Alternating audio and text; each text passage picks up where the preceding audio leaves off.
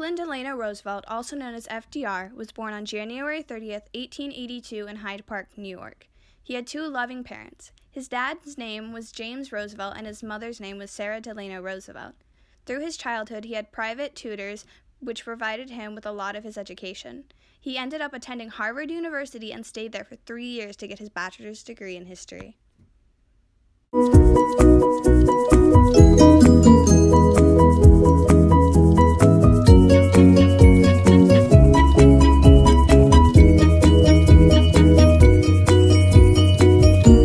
Franklin Delano Roosevelt married Anna Eleanor Roosevelt on March 17, 1905.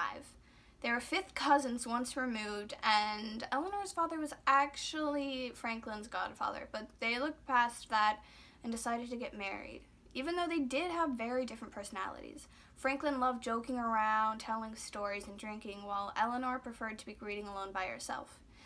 Eleanor and Franklin loved each other deeply, and Eleanor stayed by Franklin's side through his struggles with his disease of polio and all the political struggles he went through. I do. I do. You may now kiss your bride. FDR got elected to be the New York State Governor in 1928 after struggling with the diagnosis of polio. He became well known for his willingness to use the state government to help relieve widespread misery. This gained him a reputation of compassionate and a reform-oriented governor. He got re-elected in 1930.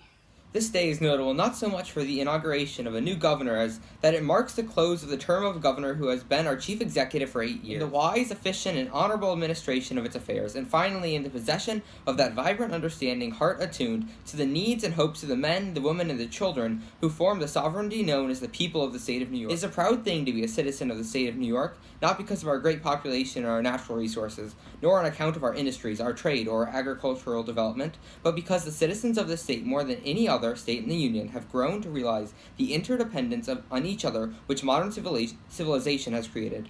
Under the leadership of the great governor whose place you have selected me to fill has come a willingness on our part to give as well to receive, to aid, through the agency of the state, the well-being of the men and women who, by their toil, have made our material prosperity possible. For my part, I pledge that the business of the state will not be allowed to become involved in partisan politics, and that I will not attempt to claim unfair advantage for my party or for myself for the accomplishments of those things on which we are all agreed.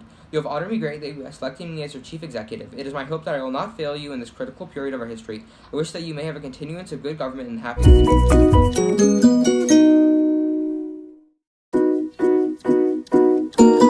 Franklin Delano Roosevelt decided to run for a third and unprecedented term. He easily beat out his Republican rival, Wendell Willkie, in the 1940 election. He promised the American people that he would keep them out of any foreign wars, and although he didn't keep to his promise, the people still loved him. He became known for the best, well-known, most important 20th century president.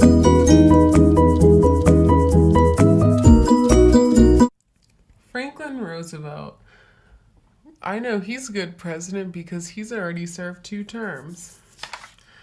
Wendell Willkie, maybe.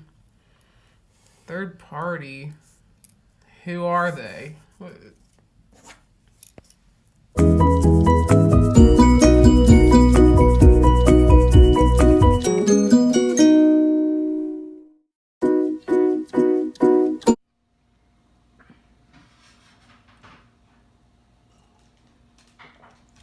Thank you, FDR, for ending Prohibition. Why was Franklin Delano Roosevelt important in our history?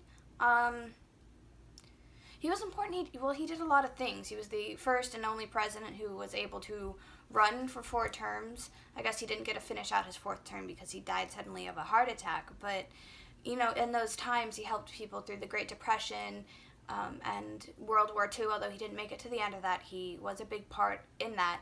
He also allowed the American people to drink legally again by ending Prohibition, so I guess that's good for them. He created the New Deal, and most experts, most historians say that he's the greatest president in the 20th century, so I guess they know more than I do, but I guess he was a pretty good president. I guess that's what Franklin Delano Roosevelt did.